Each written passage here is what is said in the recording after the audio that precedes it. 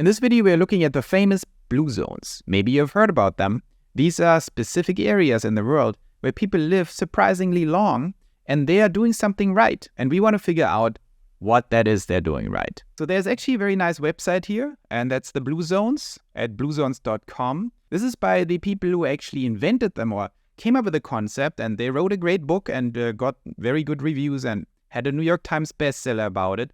And they basically went into the world and looked at all kinds of communities and figured out which communities and areas in the world, in the Western and the most advanced countries, have the longest life expectancy. It's a very smart way of going about longevity because you want to understand in a real-world experiment what actually works. And they found these different communities, not too many, and I love the whole concept because before we jump into that, let me explain why. I meet a lot of people in longevity and health span, in medicine, of course, and there are lots of biohackers, right? And there are lots of specialized doctors, and everyone talks about longevity and how you extend your life. And the problem is, who actually knows about these things and why? And maybe you are someone who believes if someone has an MD, a medical doctor, or a PhD in, let's say, biology, that they know stuff. And you're right, they know stuff. But do they know how you live very long? Well, how would they, right? Where's the information coming from? It's very difficult to do, randomized control trials and studies on something like longevity, because you have to do something for 40, 50, 100 years and then measure if people die or not. Very difficult to do. So the blue zones, very interesting, much more intelligent approach, because you just look at the facts and these communities and see who makes it the longest and then reason from there and dig into their lifestyles. So let's look at these blue zones and who they are. So the first one is in Icaria. Sorry if I slaughtered that. In Greece. I've been to Greece. It's beautiful and not hard to live long there because you have these beautiful Mediterranean weather, but there's more to it. The next one is Loma in California. That's close by LA. Here's San Bernardino Freeway, east of Los Angeles. And there is this famous Loma Linda community of Adventists. So that's a specific Christian belief. And they live according to their own lifestyle that is Bible-inspired, but slightly interpreted by them. And they are very successful, and they live in America, which is very interesting, because we always assume America has short life expectancies. But they don't. So you can also make it here. Then we have Sardinia, Italy, very close to, what's the name here, to Icaria, Greece. It's just a little north. Very interesting. Let's look at them too. And then the famous Okinawa diet, one of my favorites, purple Japanese potatoes. That's the secret. I give it away right now. And then you have Nicoya in Costa Rica. So these are the blue zones, and these communities all, belong to the longest lived communities in the world. When you click on it, right, this website does a very good job, and I want to go through this. First of all, it's beautiful, as you see here, beautiful weather. When you look at what's happening there, I always jump right down to the diet. And when you look at this diet, what you see is, well, here's fish and here's meat. They have some sweets, but 5% meat and 6% fish, I think that's the caloric intake, the sources of calories. And so when you put that together, you see like meat and fish combined is only 11% of their intake. 1% grains. So they absolutely trash the grains. They absolutely minimize meat and fish. When you compare that to the American diet, you're not at 5% meat, I tell you that. 17% greens and 20% other vegetables. So this is very heavy on vegetables. They have legumes and potatoes and fruits. So as you can see, this is heavily, heavily plant-based. They use a lot of olive oil, 6% is a lot, but no other oils. And there you have it. And then you see on top of that here, this is an exercise topic. So they are actually what the Blue Zones team call they exercise mindlessly, and they mean that in a very positive way. So they have exercise built into their everyday routine mindlessly. They don't have to think about it. They just go out and do it, and it's a routine. They do gardening. They also walk up and down the hills a lot, and they don't even think about it. So there you have very nice zone 2 workout or something, not very straining exercise, automatically built in. They are very good nappers, so napping, very important there. It's very interesting that we actually have scientific evidence for that.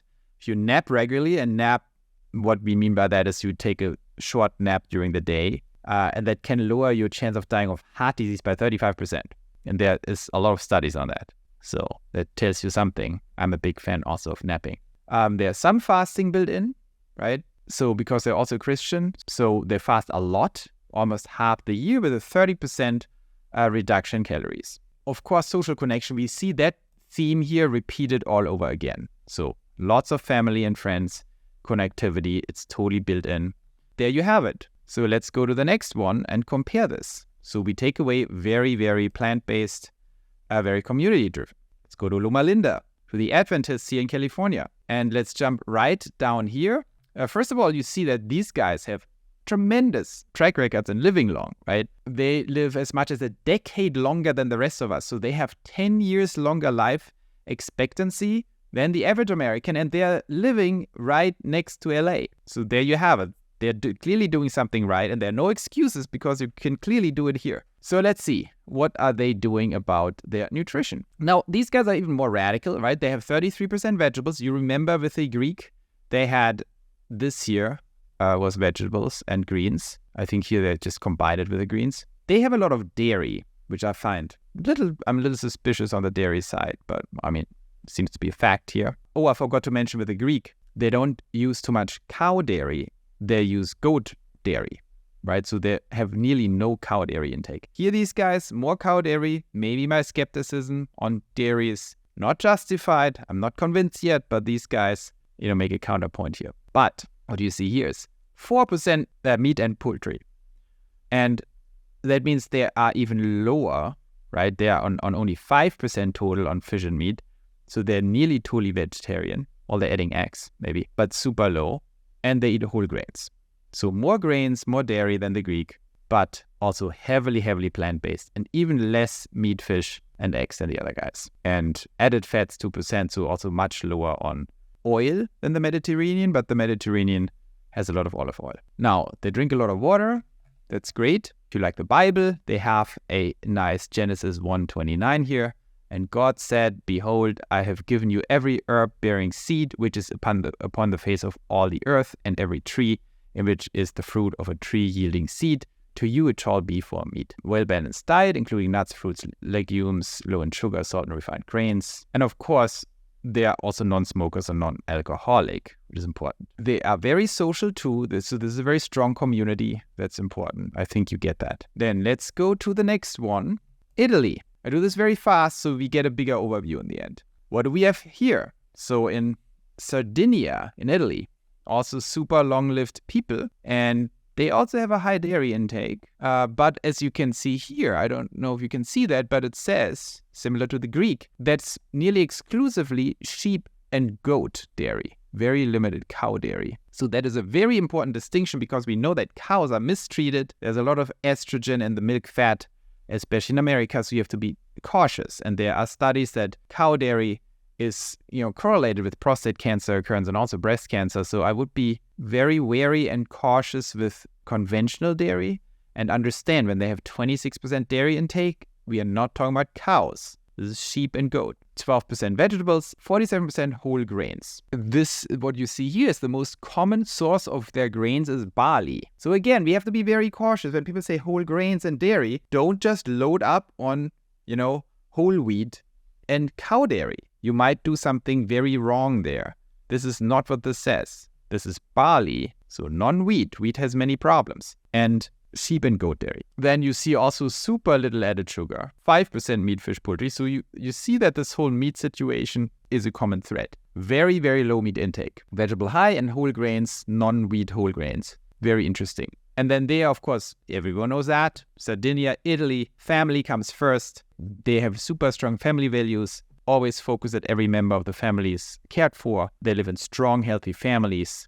And we know that this lowers rates of depression, suicide, and stress, the number one killer of all. They celebrate elders. And then you also see that they walk a lot. So again, these are very nice, low-intensity workouts, but they're regular and 5 miles a day. That's kind of a lot. Now, the Italians also drink a glass or two of red wine. So that's very interesting. The Greek, by the way, too. So it's been interesting finding that moderate wine intake, like 1 glass a day, actually correlated with longer life, not shorter. So I'm a little skeptical on the alcohol side, but the data shows that, certain types of healthy wine, be cautious about that. Don't take this as an excuse to, dump a bunch of Manhattans every day. So we're talking wine, healthy wine, 1 glass. Well, here it says 1 to 2. And moderate wine intake is also correlated with lowering stress levels among men. And they call it artery scrubbing flavonoids. So there are some good substances in there. Next in line is Okinawa, Japan, my favorite. So the Okinawans, they are one of the longest lived people ever, or used to be before they introduced the American diet more. So this is a traditional Okinawan diet. They're super important for them is to integrate their social networks. They call it moai, lifelong circle of friends. And they are also deep into purpose, ikigai in Japanese. They know it's very important to know why you're living and what you're living for. That helps you live much longer. So let's jump to our favorite. Look at this. This is actually my favorite because I'm like a simple guy. I cannot cook all these complicated things. That's my problem with the Mediterranean diet. I find it not the easiest to prepare. I think Okinawa and the diet in Okinawa has found one of the most important key levers of long health that is easy to use, and that's sweet potatoes. Because it's just one thing, look at this. 67% of the entire diet is sweet potatoes. Now again, and you will see this in my nutritional videos, we need to be super cautious. Meat is not meat. Red meat is not red meat. Beef is not beef. You need to be very high resolution. There are definitely sweet potatoes that are bad. If they're not organic, if they're light in color, that's a very different deal from an organic, purple, Japanese sweet potato or yam. That is what this is all about. These are these very weird looking, very solid red, the deep dark red, Japanese sweet purple potatoes.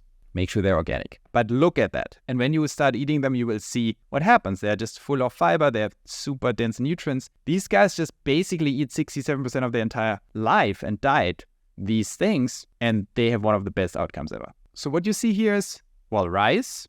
Rice also seems to be one of the best grains if you want to eat grains. And vegetables.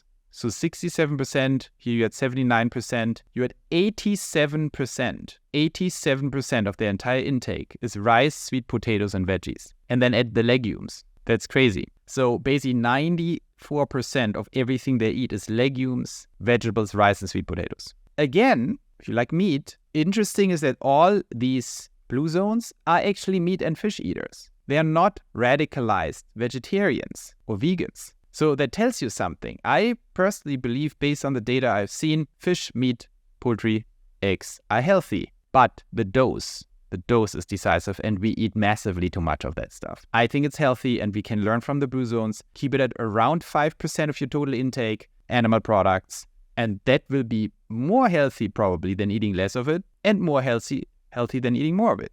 And they have other grains here, so you see where this is going. This is beautifully simple. It's the simplest of the blue zones. And then you see the usual stuff. They're doing a lot of gardening, so they have the same, nice, casual, constant, daily, fresh air workout, low intensity. And now finally, we look at Costa Rica. I know the least about the Costa Rica guys, about Nicoya, but I'm sure we will find similar things here. So what do you see here? Dairy. And they probably have cow dairy, so this is interesting. Whole grains, corn. So their biggest whole grain intake is corn. Also not wheat, corn. Probably not GMO, pesticides-loaded corn, but probably more healthy corn. They have a lot of vegetables. They have a lot of added sugars, fruits, and their legumes. So you see they also have a higher rate of this. So that's a little interesting here because they are slightly deviating from the rest. Similar direction, very low on meat, very low on fish and poultry, surprisingly high on dairy. And the grains, corn, I'm not the biggest fan of corn. So I think it's interesting why they live so long. I mean, they definitely do some things right here, but it seems the Okinawan, for example, do it more right. But we also see, let's look at the statistics here, what they're actually talking about.